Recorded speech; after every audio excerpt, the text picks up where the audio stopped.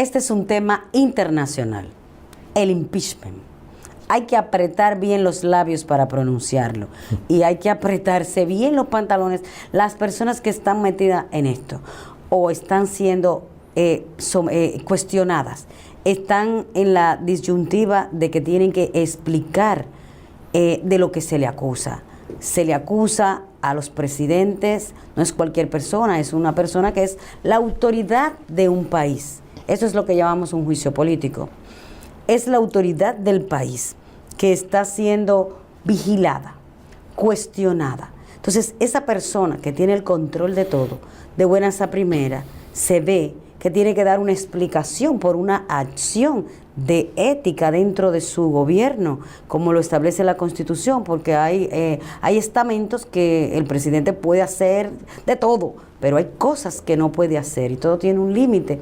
Entonces, vamos a ver, cuando ese presidente se ve en esa situación, de repente, como está ahora mismo el presidente de los Estados Unidos, Donald Trump, que muy valientemente ha dicho que sí, que va a ir al juicio a responder por lo que se le acusa, pero también paralelamente tenemos la noticia de que ha estado yendo al médico. Entonces, todo apunta a que realmente es una situación difícil, Miguel. En Estados Unidos, esta no es la primera vez que ha ocurrido esto, ¿no? No, claro que no. Ya, bueno, con el proceso, porque todavía no está bajo impeachment el presidente Trump, pero con este proceso pudiera ser el cuarto presidente de los Estados Unidos que se ve en una situación como esa. O sea, el primero fue Andrew Johnson, que fue el sucesor de Abraham Lincoln.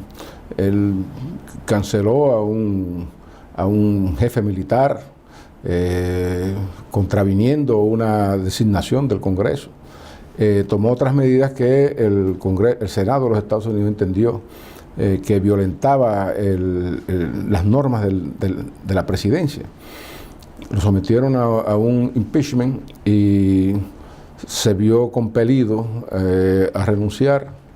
Luego vino también el proceso seguido a Richard Nixon por la incursión de agentes de seguridad en la sede del Partido Republicano en Washington, un edificio que se llama Watergate, famoso ya porque hubo una serie periodística sobre eso.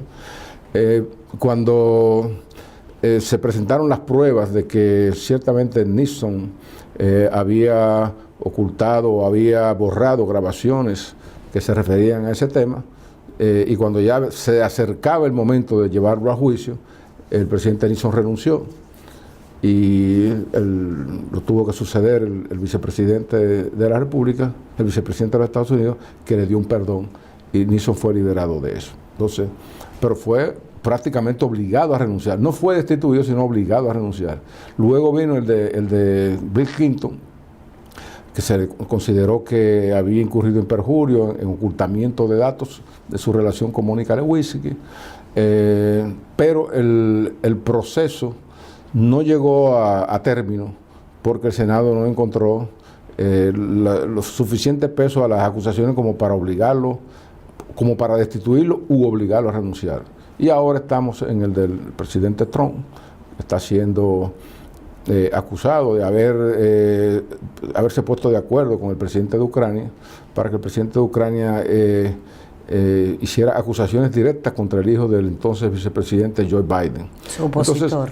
Entonces, claro, todo eso tiene un proceso que primero se consideran los méritos que tiene una acusación, una de las cámaras, si decide, aprueba el impeachment, pero es el Senado el que tiene que llevarlo a cabo. Entonces,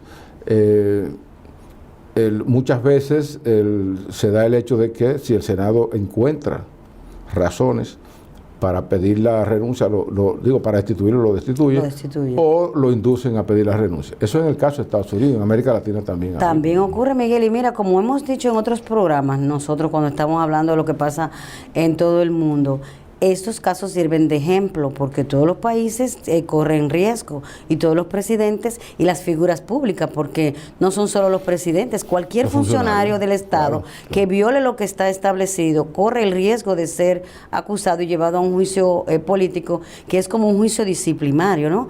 Disciplinario, como hacen aquí muchos gremios. Por ejemplo, el colegio médico, cuando hay una mala práctica, pues juzga a sus médicos ahí adentro. La policía también, cuando alguien del cuerpo del orden viola reglamentos éticos de la institución, pues lo evalúan ahí dentro y toman decisiones. Sí. Los ingenieros... Este político es porque las decisiones las toma un órgano político que es el Congreso.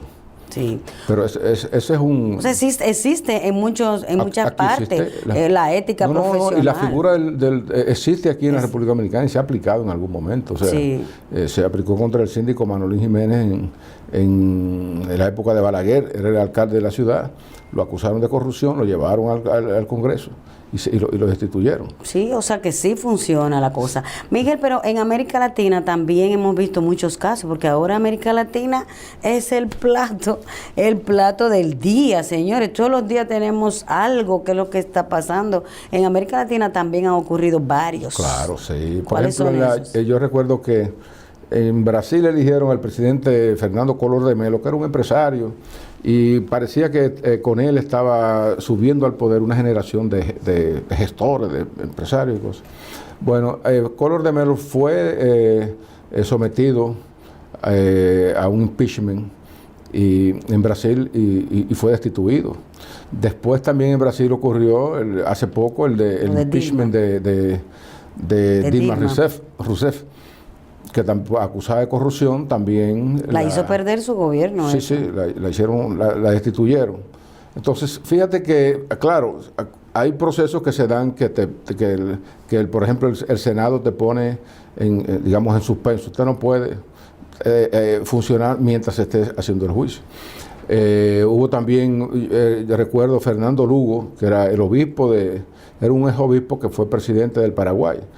Lo destituyeron también en un juicio político. Al presidente de Ecuador, Abdalá Bucarán, también lo destituyeron por problemas mentales, dijeron por loco.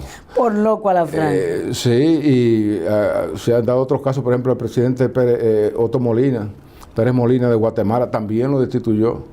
Bueno, en el caso de Zelaya, en Honduras, lo iban a llevar al impeachment y él se asiló, pero tuvo que abandonar el poder. Sí. Y también ocurrió con Carlos Andrés Pérez en Venezuela, fue sometido al juicio político, acusado de corrupción, y lo mismo pasó con Ernesto Samper en Colombia, aunque no llegaron a la destitución.